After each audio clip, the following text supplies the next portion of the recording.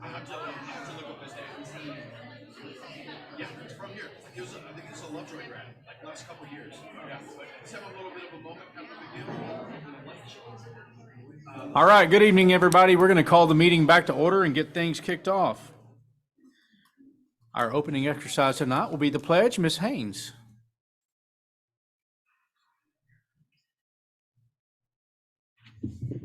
Good evening. I'm Holly Haynes, the proud principal at Puster Elementary, and I'd like to thank you for allowing these young ladies to represent Puster well this evening with the pledges.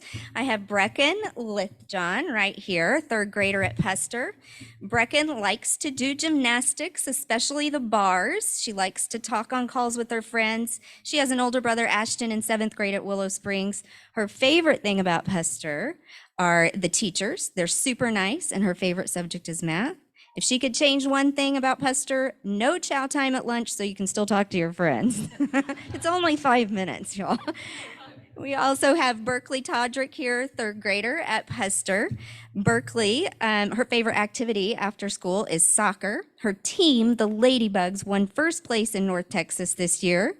She also likes to talk to her friends and do tumbling. Berkeley has an older brother, Vaughn, who attends fifth grade at Sloan, and she has a little sister, Vivi, who will be in kindergarten next year. Her favorite thing about Puster is all the teachers and her friends, and especially reading Harry Potter books.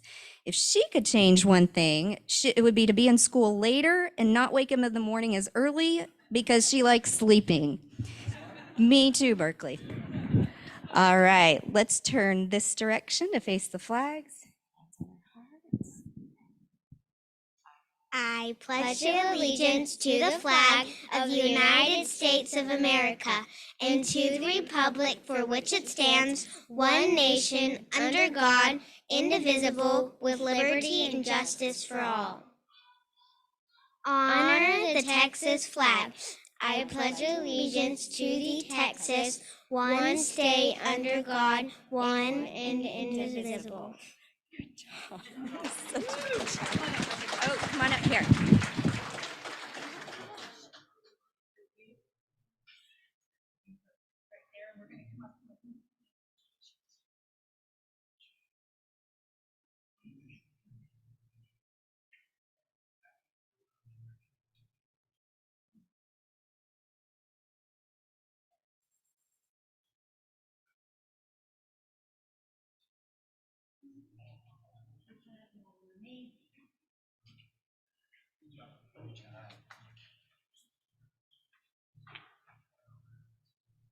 All right, next up is our celebration of learning, Mr. Parker.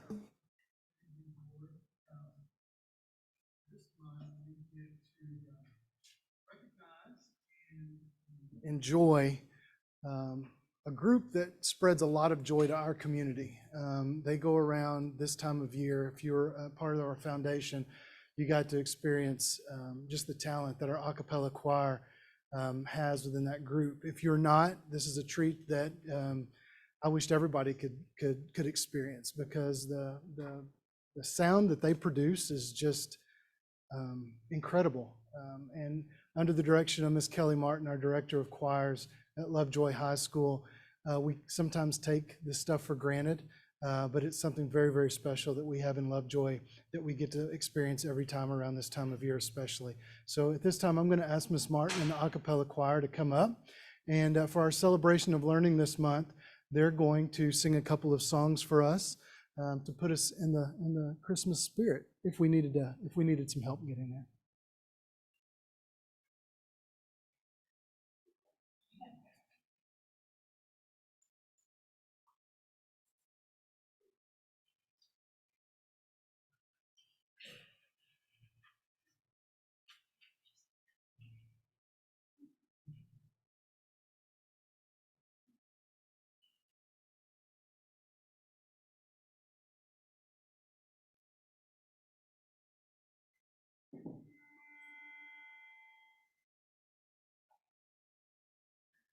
I heard there was a secret chord that David played and it pleased the Lord, but you don't really care for music.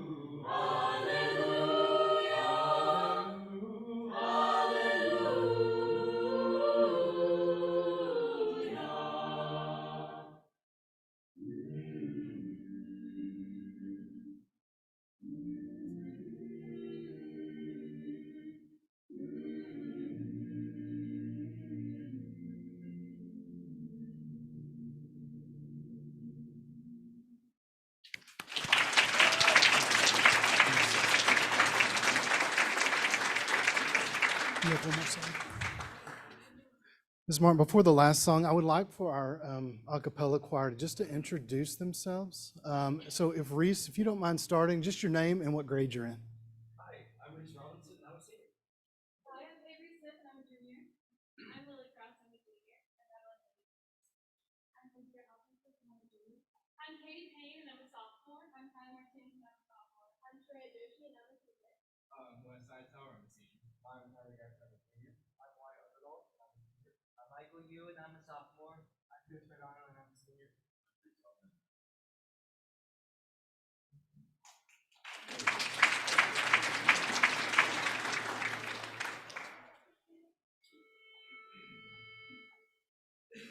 You don't dash or you answer and listen. Come in, listen. What do you recall? The most famous reindeer of all. Well, it's so bright, and if you saw it, you got that right. Used to laugh and call him Voices Rudolph, and now Rudolph, Jordan and the reindeer gave Rudolph, Santa Santa, Rudolph with your nose to a bow, don't you guide my shooty-doo-eye. You love to, as a shouting out in the rainbow, Rudolph, nose Rudolph, you'll go down in history. Now it's your turn, Rudolph the red-nosed reindeer, had a very shiny nose, and if you ever saw it, you would even say it glows. All of the other reindeer used to laugh and call him names. They never let poor Rudolph join in any reindeer games, but then Santa said, Rudolph, with your nose to a bow, would you be my shooty-doo-eye? Then who loved him? They did ironically our hero, Rudolph the red-nosed reindeer. You'll go down in history, that's right. You'll go down in history. Rudy, Rudy.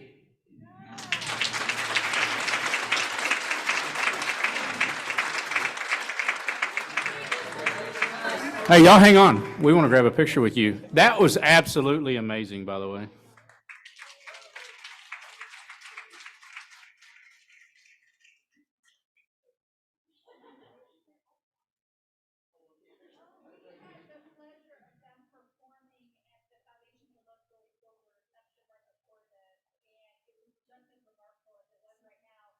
And what I told the group at that time was, they're absolutely amazing, remarkable, and yet every time I hear them perform, I think it gets better and better, which is almost impossible.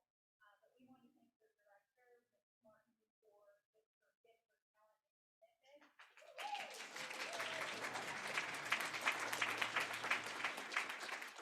And then, of course, our amazing students and performers for their commitment. Obviously, we do not get that good without a lot of dedication and a lot of practice.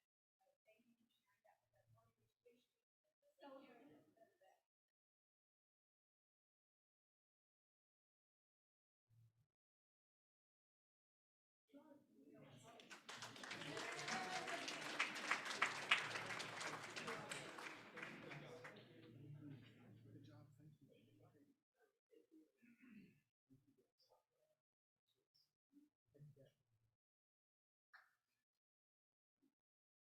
All right, from one celebration to another, thank you again for that amazing display. Next up is student recognitions. And Mr. Parker? Yes, sir. This has become a common occurrence at our December board meetings. We want to recognize tonight our state champion volleyball team. Ms. Puckett told me today that or Coach Puckett told me today that there are some of our girls who couldn't be here tonight because they had commitments to volleyball. some of their club volleyball teams. So we understand.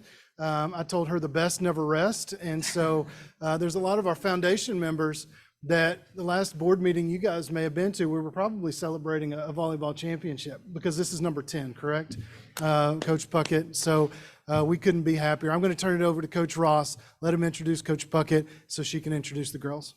Absolutely. I'm going to have Coach Puckett come up here. I get to brag on her a little bit, and I'm going to let her brag on her program and these young ladies. Coach of the Year again, right? State champion coach again, and it won't be the last time. Now, what she brings, just her character and her commitment to these young ladies in the program. Obviously, she's doing special things with these young ladies on the court. You see that. I wish y'all could see how she is with them. Her poise and her dedication to these young ladies is a credit to our community, to them, and I feel blessed to have her here in Lovejoy and get to work with her. So thank you so much for everything you do. Thank you. The girls have also put together a musical number for you guys. They're like, what? I am so blessed and thankful to be here tonight to be able to celebrate again. With a state championship comes lots of celebrations, and so we are very thankful and happy to be here. So thank you guys for the invite. I've got, if you want to come stand up, we've got 1, 2, 3, 4, 5, 6 of our 22. We had a big roster for our playoffs because that's the way we do things here. Spread the love and try and get as many people as we can to get number 10, and that's exactly what happened. These girls were 34-10 this year. Our theme for the year was one destination, 10 ships before a championship, and that is not coined by me. I stole that from a pretty legit softball coach, Patty Gasso, Boomer Sooner for you guys. She kind of tweeted out this summer, 10 ships before a championship, and OU softball is pretty successful. And I was like, how fitting would that be for us to be able to pull those 10 words that end in ship? That was the key. So we had kind of a word of the week, and we're able to spread our leadership and love through our entire program and got to work through those words all together, defining them at the beginning of the year. But ultimately getting to that 10th state championship was it was incredible. These girls were district champions, obviously state champions. Our seniors, many of them, all of them actually were TGCA Academic All-State. Many of them were THSCA Academic All-State.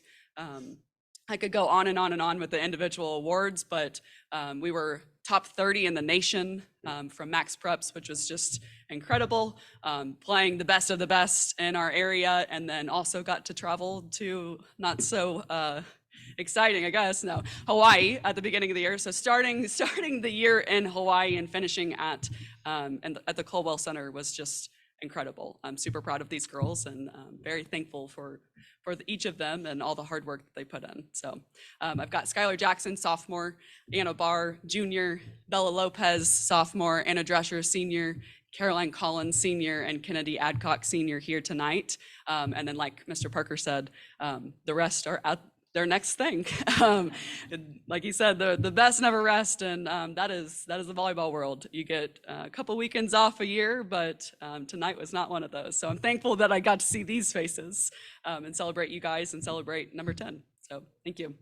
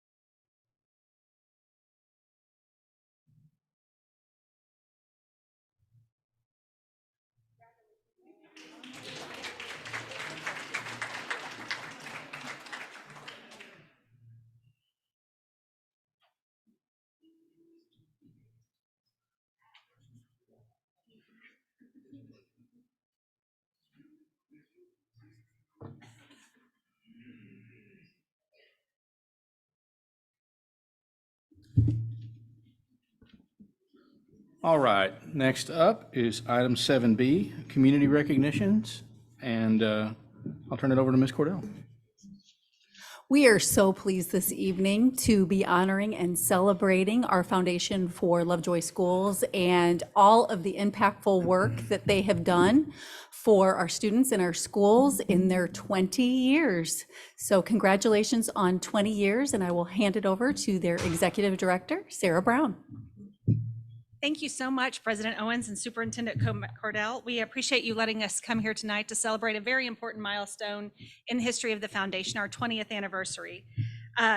In 2003, 9 committed and very dedicated community members gathered to create a nonprofit that would enhance education in Lovejoy. And since 2003, we've raised more than $6 million to give back to the students and teachers. Tonight, we would like to honor those that made this possible. I would first like to introduce the founding members of the foundation. These 9 individuals you see on the screen first met on March 1st, 2003 with Superintendent Carol Ray to begin the process of establishing a foundation. Their hard work and dedication has made the foundation what it is today, and I would like to invite the founding members to come forward at this time.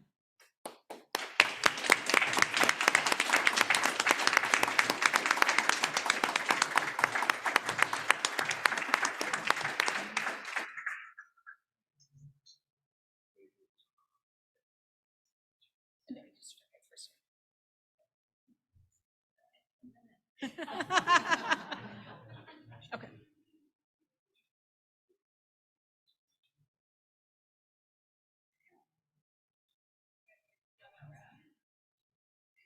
Yes.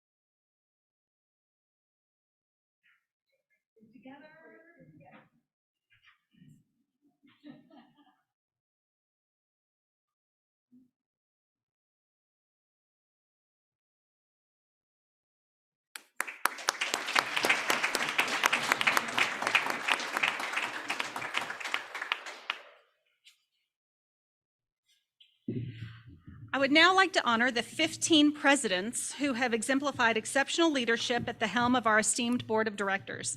Their unwavering commitment and strategic vision have played a pivotal role in orchestrating the successful foundation of fundraising initiatives for our school. If all of our past presidents would now come forward.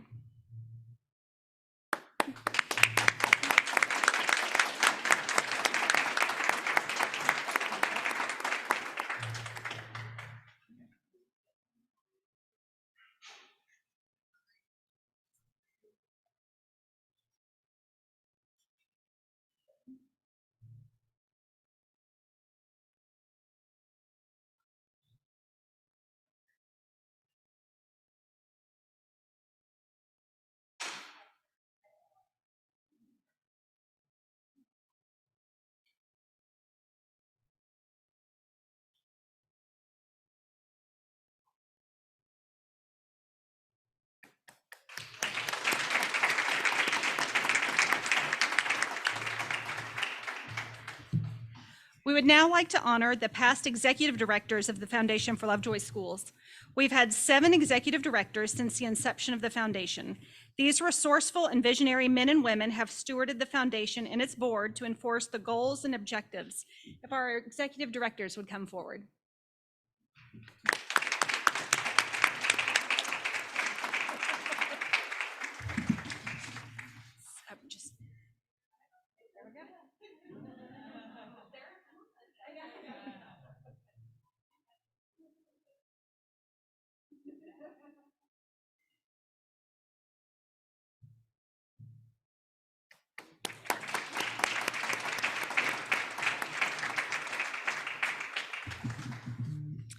Now I would like to honor the board members, the instrumental architects behind the scenes of our fundraising events.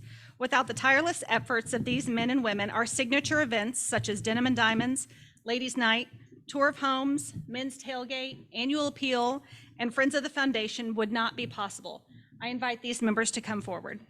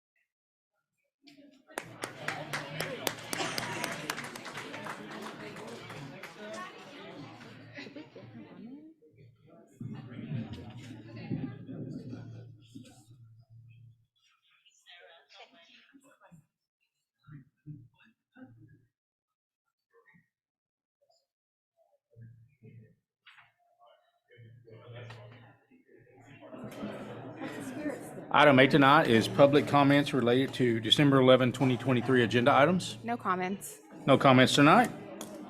If you all would join me in opening our invocation. Dear Heavenly Father, thank you for the opportunity to gather to conduct the business of the board and the school. Lord, just watch over our minds and our hearts and let us serve you and our will. And just keep us doing the business of the school to the best of our ability. In Christ's name, amen. Notification items tonight were in your packet, 10A and 10B. And the next item up for business is item 11, the consent agenda. Is there anything that anyone would want pulled for further review this evening? If not, I'd consider a motion. I move that we adopt the consent agenda as presented. So moved, Julie McLaughlin. Second, Amy Smith. All in favor? Aye. Opposed? Thank you. Item 12 tonight is our legislative subcommittee update.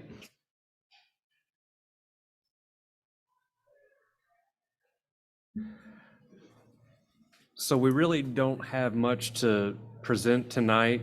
The news really is that the fourth special session concluded with really no substantial action taken by the legislature.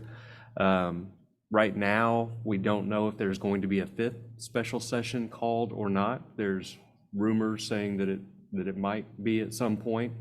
So right now, really, we're just having to plan, and I guess we'll have to start planning for next year budget-wise, assuming nothing's going to be changed, because through the regular session and now through 4 special sessions, nothing has been changed. So that seems to be so far the fact that the legislature tries to keep handcuffing the any changes to our funding formulas to pushing ESAs through is not working, and we'll see if anything changes. But right now, we're going to have to plan with what we've got. Thank you very much for that update, Jason. Item 13 tonight is a presentation on attendance.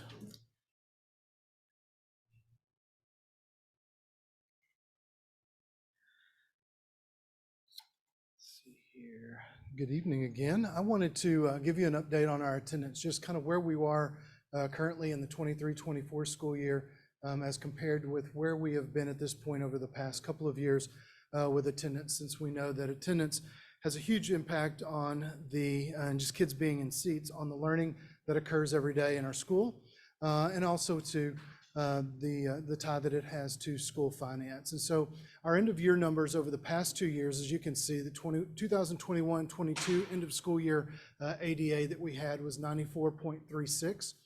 We had a total, so it's seemingly a big number. Total absences for that year were 40,962 absences throughout the district. That's K-12. Last year, we made some improvement. Our average daily attendance for the year was 95.6%. We improved our absences by just over 9,000 absences to 31,469. This year, to date, through November 30th of 2023, you can see that we are at 96.79 as far as our average daily attendance, and we have through November 30th, through the end of November, we had 8,606 absences.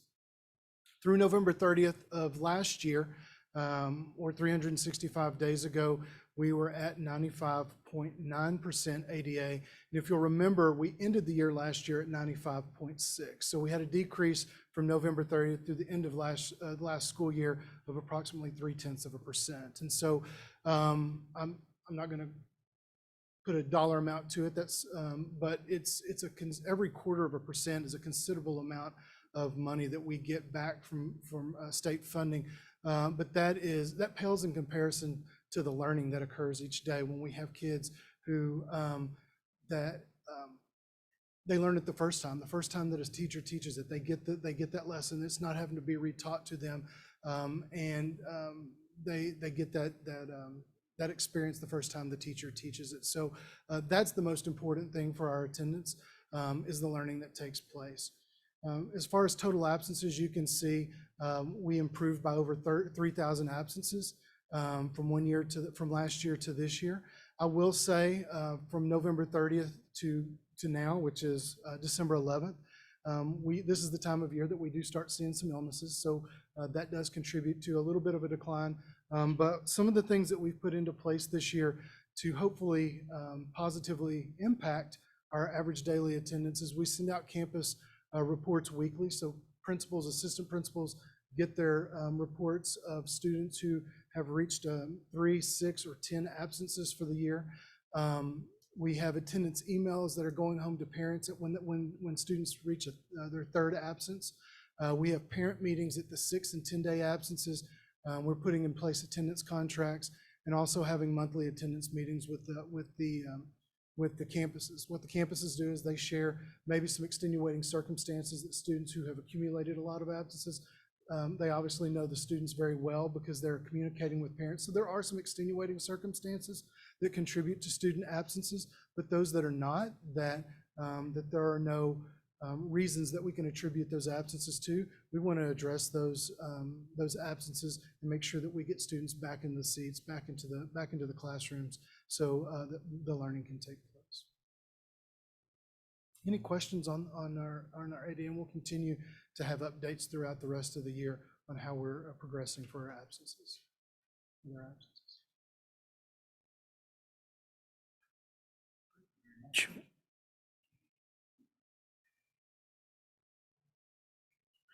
Item 14 tonight is a TASB localized policy update 122. Ms. Taylor? Yes, good evening. I'm going to pull the presentation up. Find it.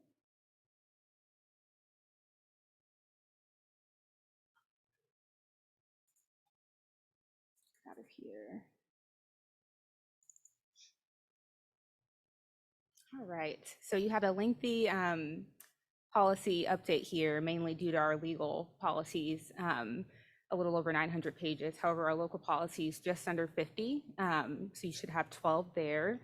And I just want to reiterate for our legal, because it is a hefty one, the Board of Trustees does not adopt legal policy. However, it should inform our local decision making, and it did. So I'll go here, and here are 12 policies that will be up for your consideration at the January board meeting. We're happy to answer any questions you may have. Anyone have questions for Ms. Taylor, these updates?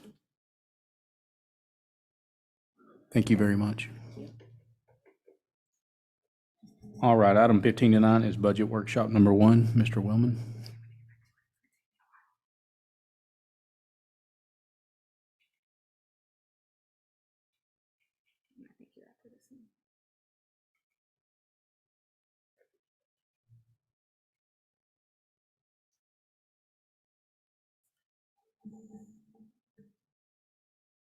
All right, good evening, board, Superintendent Cordell.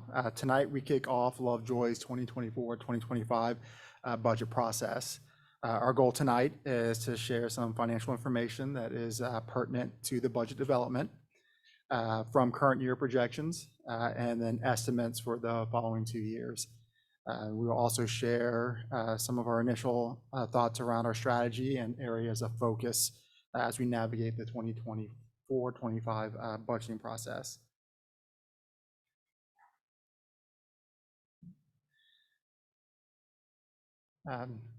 So the assumptions that we're making in our model that we're about to share are very similar to some of the assumptions that we've shared in the development of the current year budget. So when we look at our assumptions, we're looking at property value growth of roughly 14.6%. And then we're also factoring in a 2% inflationary increase on both our non-personnel, so our supplies and materials, and then also a 2% on salaries. And this is going forward in perpetuity. It's both the 24-25 and then the 25 and 26 years. And then our enrollment projections, we did a deep dive into our enrollment and demographic data, and assuming a declining enrollment very similar to what we've been experiencing the last couple of years. This enrollment projection right now just includes our current enrollment and our current Lovejoy scholars that are currently enrolled with the district. We're still factoring about a 95.6 attendance rate. We will adjust this as we're monitoring our attendance that Mr. Parker just shared, and if we see improvements for this year and trending that direction, we'll make adjustments in the coming months as we continue to review the budgets. We will continue to have a fixed dollar amount for contingency. That amount is still $300,000 for the 2 years. And then, as mentioned before, with the legislative uncertainties around funding, we're not assuming any increase in state funding. We're still carrying forward the Tier 2 golden pennies that were approved and the safety and security allotment and per campus funding.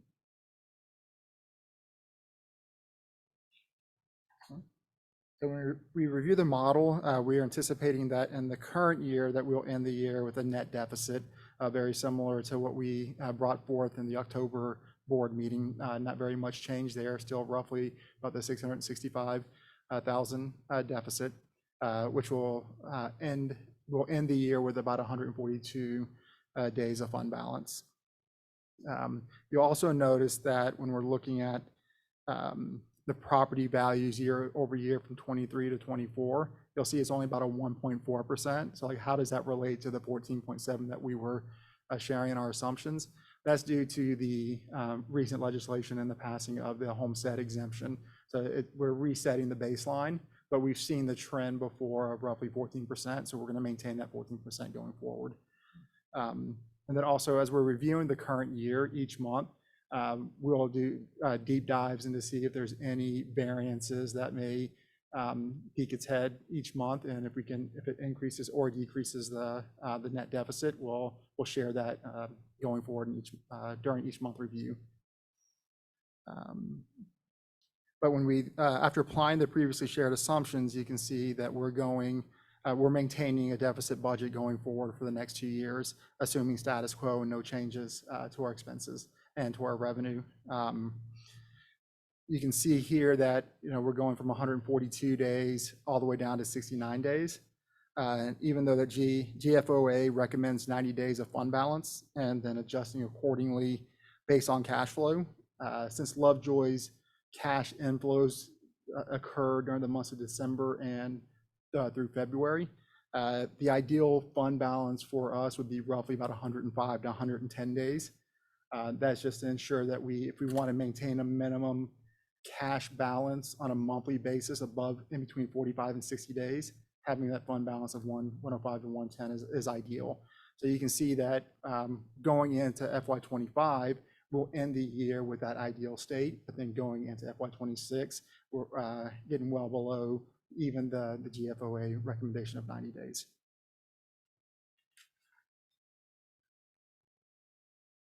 So what is our current focus? So throughout the budget development process, we're going to focus on navigating through uncertainty, mainly around kind of the funding challenges and the no state funding. Hey, Thomas, increase. before we get too far ahead, can I ask a quick question on Yes, sir. this, on the last slide? On, for fiscal year 23, we have 4,020 average daily attendance, and then in 26, basically it decreased by a little over, what was that, 500 students, 480 on, but do we have our staffing increasing at 2% a year? Because I'd assume, I know it's just initial projection right now, but if this, everything holds true, we wouldn't hire teachers as we lose them. Is that Absolutely. correct? We have, we're factoring in that through attrition and through enrollment drop, that we'll have some staff that are leaving. Is an exact science, but we think reasonable that we've estimated the staffing reduction required to accommodate the decrease in enrollment in these numbers. So that's already baked in. So hopefully we Yes, can sir. get some more students here. That is correct, yes. Great question.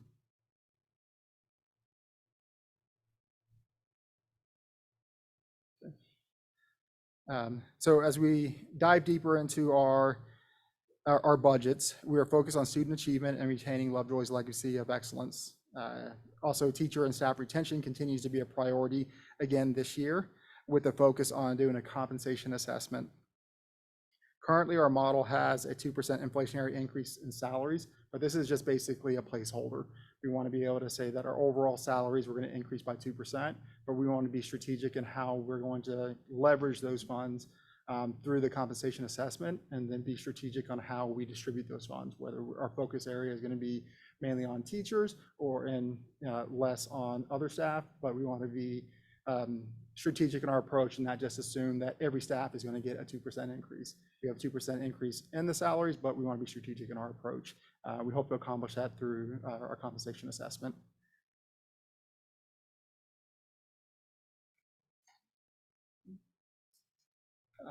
So we've seen this slide many times. This is our focus for the 24-25 is aligned with the board priorities, with maintaining a healthy fund balance and then really focusing on employee compensation. So what's our path to achieving these budget priorities? We're really going to focus in and dive in on our revenue side and figure out, are there innovative ways for us to generate new revenue streams to support the general fund, such as looking at our different marketing opportunities. Can we kind of work with Mr. Parker in transportation? Can we put marketing on our buses, very similar to what other districts are doing? But then also diving into our current revenue streams and reevaluating our estimations and seeing how accurate they are, and then figure out strategic ways for us to increase our revenues there. And then when looking at our expenses, doing a deep dive into our master schedules. Can we find some operating efficiencies while also focusing on maintaining our legacy of excellence within our master schedules? In the past 2 years, we went through the process on our non-personnel side of doing zero-based budgeting. We feel like we've maximized our savings through that process over the past 2 years.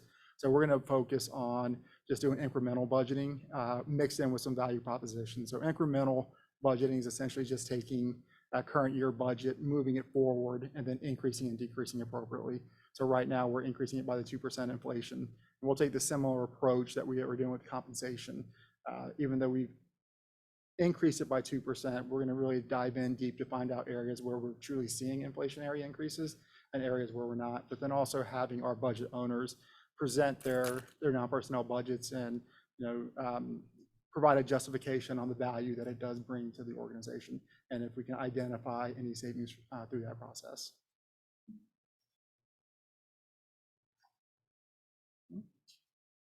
So our current timeline, we're kicking it off today with the Budget Workshop 1. And then each month from now until May, we'll provide updates on our progress on budgets with the revenue, on the revenue side and expense sides, and the enrollment data that we're going to dive into. And then We also have our first round of contracts that we'll be presenting in the March regular board meeting, and then the second round of contracts in the April meeting. And then in June, we'll bring forth the final budget for adoption along with the tax rate and the compensation plan. So thank you for your time tonight. Happy to answer any questions that you may have. So just feedback wise, and this is one of 7 speaking. So obviously, as we kick things off for initial onset, but feedback wise, I think working towards a balanced budget is always, or for me, is always a starting place for us. And I know the 2.7 is where we are, and I know that's an initial number, you know, but feedback wise, we would obviously be looking for an opportunity to balance our budget.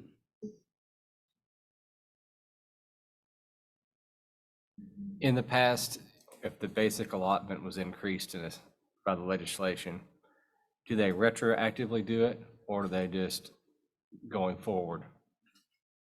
Great question. In my experience, I have never been in a situation where they've approved a basic allotment increase this late. The previous time that they did that in 2019, it was retroactively of when they began that fiscal year. My guess is that they're probably going to do it for the next fiscal year, or the 24-25 fiscal year, if anything were to happen this year. But yeah, that's a great question. Just an observation. So I know we have to start from somewhere, and I appreciate you just doing a broad brush, just, hey, if all of things being equal, this is where we would land. And so what I'm seeing is that although it's a deficit budget in 25, we're still have a healthy fund balance at that year, but things start to get questionable when we get into 26, right? That's right. And so we're still interested to see what other changes the legislature may have for us. That's probably our biggest lever at this moment, right? That's accurate, yes. And then we will have another legislative session after the 25 school year that will impact the 26 school year. Yeah, absolutely. Winner taking. Thank you very much, Thomas. Thank you. All right, next is our cabinet reports.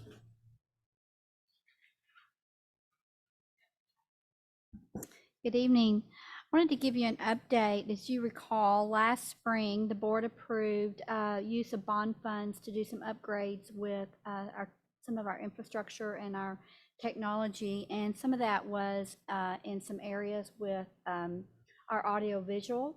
So I wanted to give you an update on where we are, and that changed as it's been updated since I sent this out on Friday to you as of this afternoon. So I'm going to give you that. So this doesn't actually reflect that, but as you recall, there was $500,000 allocated in spring 2023 to date.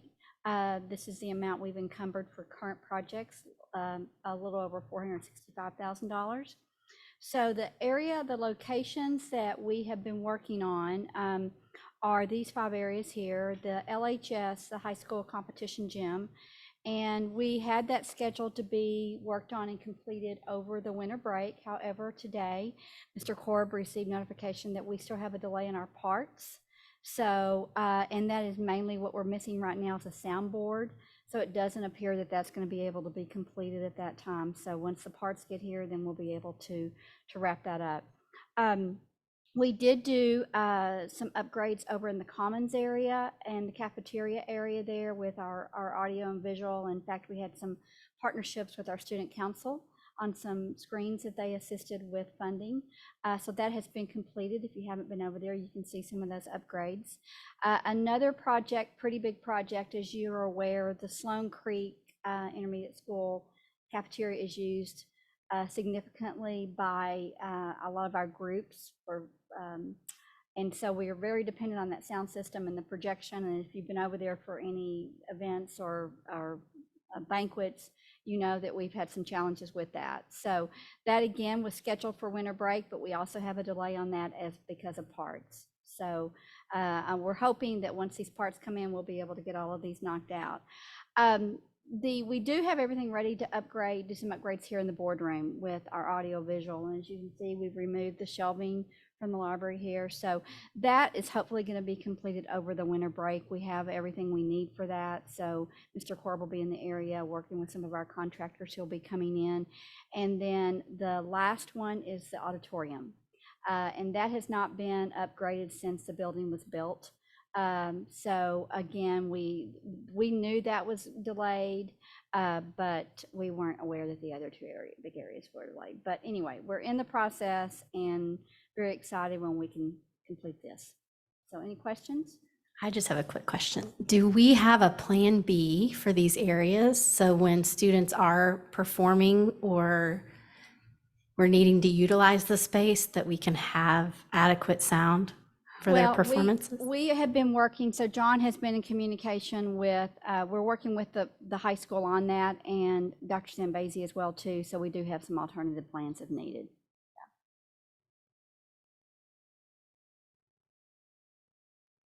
Yeah. Okay, thank you.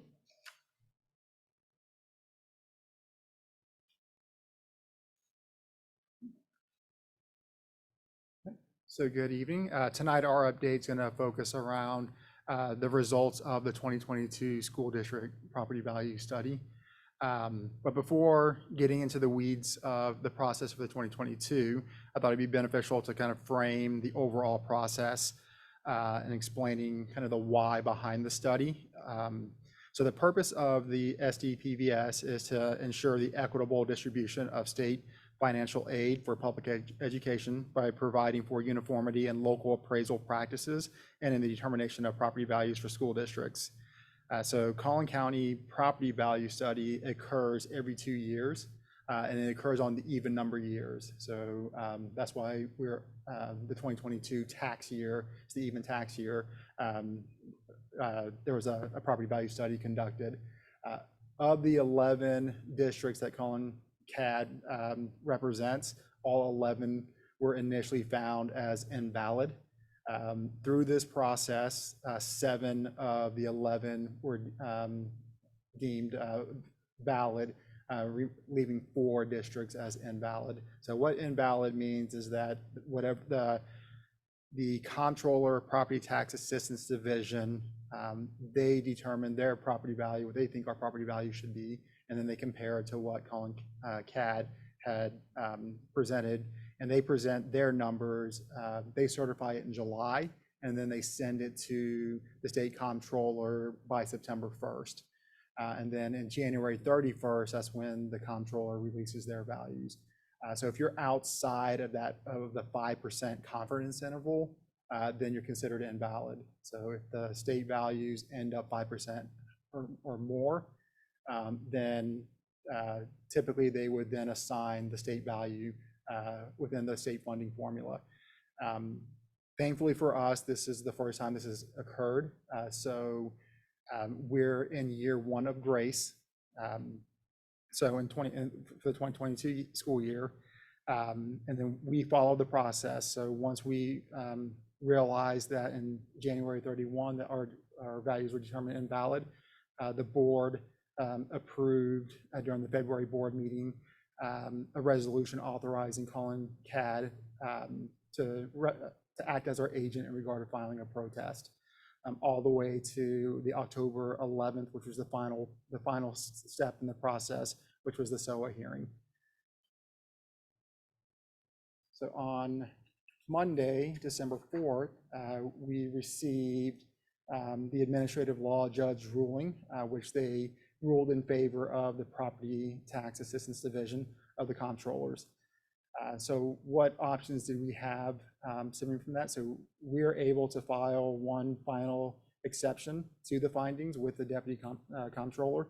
We had to do that by today at 5 o'clock, which we did. We did move forward and asked Collin CAD and their attorney to move forward with filing the exception. We also have a process. We also have another step to where we can appeal to the district court in Travis County within 30 days of Monday, December 6th. We don't, being that we're in the grace period, we don't have any funding at stake at this time.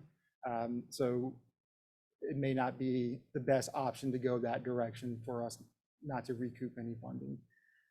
So what does this mean for us right now? So as I mentioned, when property values are deemed valid, we do it every 2 years.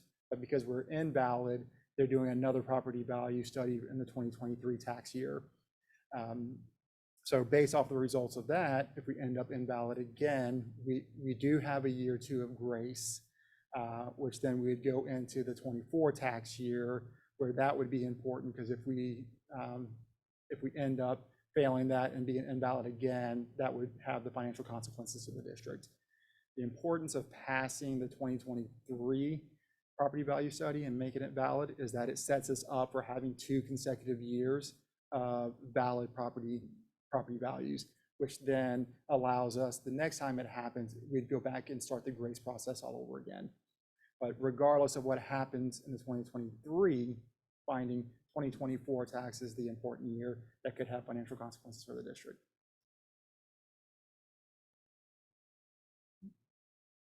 That's all that I have. Any questions? I just kind of have a clarifying question. So when you say we, Lovejoy ISD's property values are declared invalid, but those values are determined by the Collin County Appraisal District. That's not something we do ourselves. That is correct, yes. Yeah. It's a weird predicament because there's not really a whole lot we can do other than let our agent fight it, but it's interesting because the state wants our values to be higher. Our property owners here in our district, of course, wants their values to be lower. And with the state, the higher values, it increases our recapture rate, but plus it was ruled invalid in 24, we would be collecting less of those taxes, but in higher recapture rate. So it's kind of a double-edged sword. It doesn't impact the recapture per se. It's just going to determine how much state aid is contributing to the overall funding. So we won't be collecting those local shares, and then at the same time, we're also getting reduced state aid. And all that in the context of no increase to the basic allotment since 2019. That's correct. I love how you work that in. Got to. Got to. Oh, yeah, and just a clarifying comment. So we're all familiar with Collin CAD because they appraise our personal homes. And so this is just, I have to keep a list of all these unnecessarily complex and odd things that appear to be happening in government jurisdictions outside of this district that have an impact to our district and how we do things here with our children. So what I'm hearing you say is that you've exhausted every remedy that you can, and that right now we're in a grace period, there's no impact to our funding, but that we will have to be watchful because there are future things that could impact us in the future that could impact our funding should this situation occur. That is accurate, yes. This last thing for me, I guess, weren't there 160 something districts that are in this predicament we are, and a lot of it's coming out of COVID with the increase in home values is pretty drastic. Yeah, so there was 149 initially throughout the state of Texas that was considered invalid.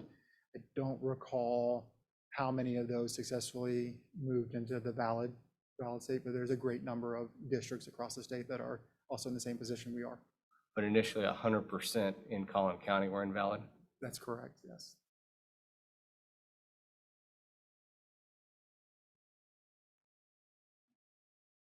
The other clarifying statement, just so it's clear to our citizens. Collin County assessed a value of X and the state comptroller said, your value's too low, it should have been Y.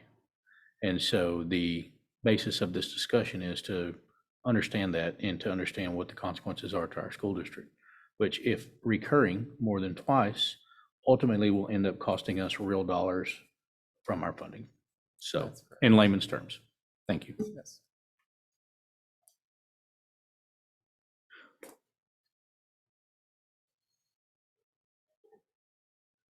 Good evening, everyone.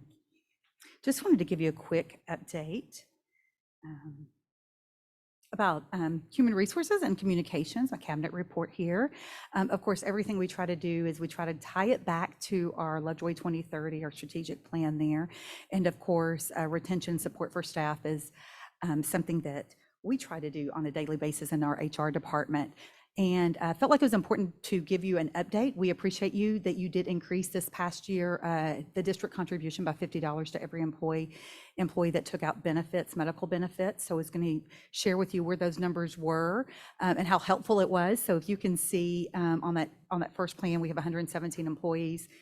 86 were the employee only, and you contributed. They only had to contribute 175 out of the 450. 49 on the next plan, and they contributed 259, and 133 on the last plan. We had 95 employees, and the contribution was 187. So that truly helped some of our employees there, just that extra $50. So we so appreciate that there. And if you look at participation, very similar to what we had in the past. These numbers show about 56% of our employees do participate in the plan, and I'm showing you 22-23 versus 23-24, and so not many changed. I think we have maybe 7 more participating than usual. We have 4 that actually are grandfathered into 2 other plans, but very similar numbers there for participation. And then, of course, last year we also looked at supplemental benefits and participation. We renegotiated those, and so we had those for 2 years. And was just looking at, we see, of course, the most popular ones are dental and vision, and those went up a little bit. I think our dental went up from 47% participation to 48%, and then also the vision went up from 38 to 40%. So we were glad to see those increase because we know that our benefits were much better there. We offered hospital indemnity, and we had 4% take that out. We've never offered that before. And I think that was a good choice, especially for some of our young families that needed that there. And one thing that did go down was our foundation for Lovejoy schools. I think part of that is just inflation right now. There, so it went down a little bit, but for the most part, very consistently across the board as far as supplemental participation with our employees. And something else that we offer employees, because I know some of you have asked about leave, we do offer sick bank. We have a sick leave bank, and so employees that are eligible can join. That includes bus drivers, because if they work 25 hours, they're considered full-time employees. So if you're considered a full-time employee, you're eligible to join the sick bank. And how that works is you give up 2 days. So usually we get 5 state days, 5 local days. You give up 2 days, it goes into the sick bank. And then if needed, for catastrophic illness or injury, it's to a family member, to yourself, immediate family member, then you can pull those out as needed. There is medical certification, of course, required to pull those out, but then an employee could get beyond their leave. They could do 45 days.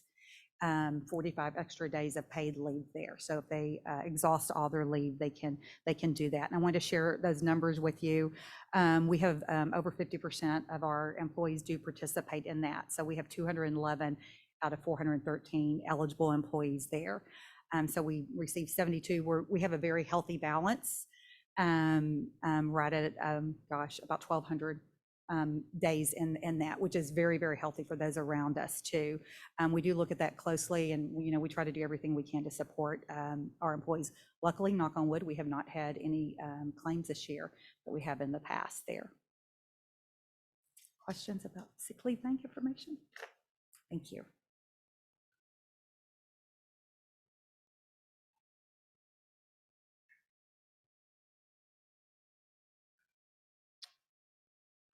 Good evening. Just wanted to put a wrap on our 2023 Fine Arts Festival. I want to tell everyone thank you. If you had an opportunity to come, give an introduction to some of our programs. I've gotten some feedback just during the Fine Arts Festival, and most of it was around how it wasn't very rushed, and they were able to get from one place to the next and see an entire program rather than running from their second graders' performance in the auditorium to their sixth graders' performance in the gym. So I think it was well received. Just like with anything that you do the first year, we saw some tiny tweaks that we would like to change next year to make it run even smoother. So thank you for, again, attending, making the introductions that you did, and just supporting the fine arts, because it was really cool.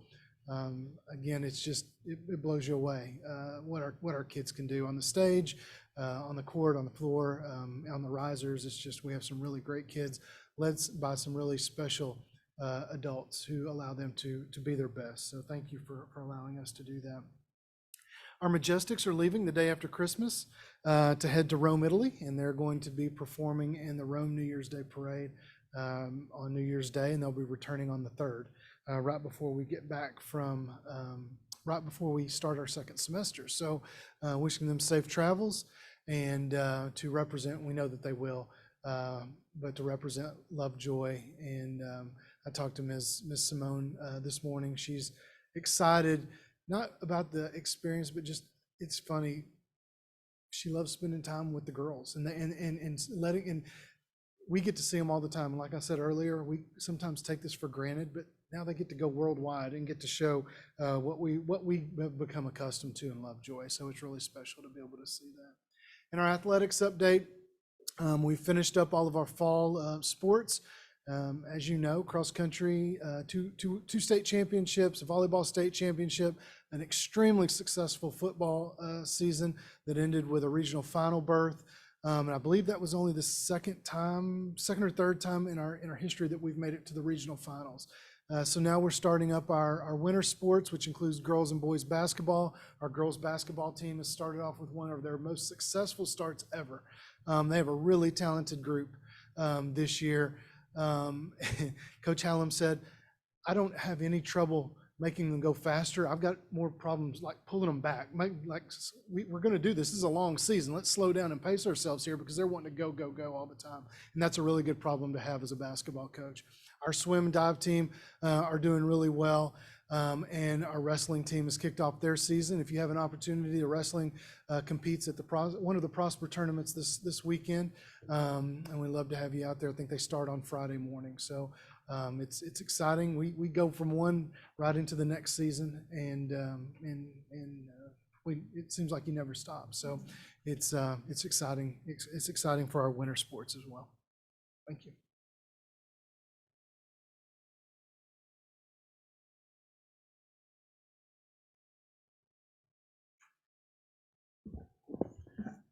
Good evening.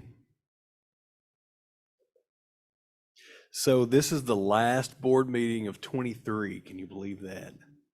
Last one.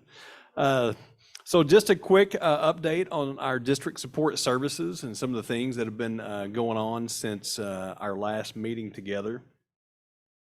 Our custodial team, this is a busy time of year, as you can imagine, for our custodial team. With lots of holiday events, holiday parties, lots of activity in all of our facilities. So lots of activity means lots of setup, lots of cleanup, and lots of breakdown. And then a couple of things, or actually just one. So over the next couple weeks, after this week, our custodial team will be over at Sloan Creek doing some work on the competition gym floor. They're going to refinish that during that 2-week period. Rigo has assured me that if we get the materials, his team can take care of it, which will save the district on labor costs. So we're excited they have that skill set, and Sloan Creek will be excited when they come back on January the 4th. Maintenance and grounds, just don't pay attention to that top photo. That's just a reminder of some of the work that we had to do to replace those temporary speed bumps and some of that old fire lane paint. But if you look at the bottom, that right-hand picture is when the building was constructed. That's an expansion joint that should have had a steel cover over it to cover that up. And so that photo to the left is that same area, and you can see that the tile has been replaced and that expansion joint has been installed the way that it was designed. And just a couple of other quick little updates. There will be some audio and video enhancements in this room for the boardroom. That's why you see the shelving behind me that's now missing. So we removed that shelving, and John and his team are working with some contractors just as soon as we can get equipment in. This room will receive some upgrades. And then over at the Nauditorium, if you've been in there lately, you'll see some fabric. The Nauditorium actually has what I would consider a skylight. And where that material, the transparent material, meets that permanent non-transparent material, we're having some trouble with the seams. So we're working with the architect that designed that enclosure, and we're holding them accountable for some warranty work. This is about the third time that we've gone down that path. So we've got that upcoming over the break as well.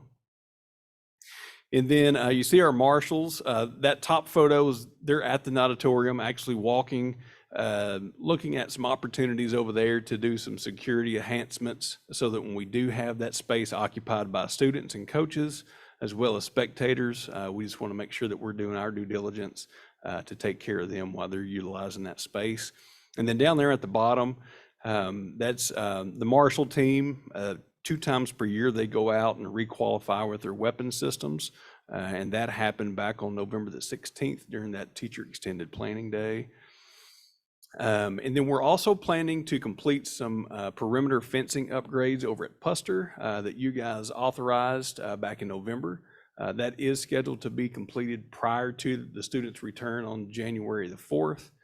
And then we will have this Thursday, our fall district safety and security team meeting will happen at 3 o'clock this coming Thursday, where we'll kind of do a recap of the fall and a peek into the spring. And that concludes my updates. You guys have any questions? Thank you.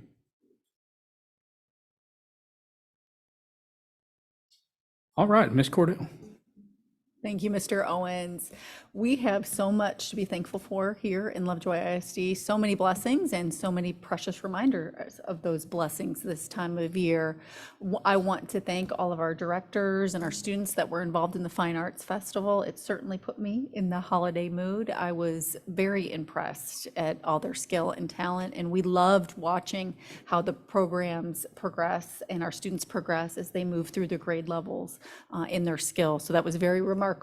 We have had a wonderful first semester, and we only have 3 days of school left, 3 precious days of school left, important days of school left. So students, parents, make sure the kiddos are there.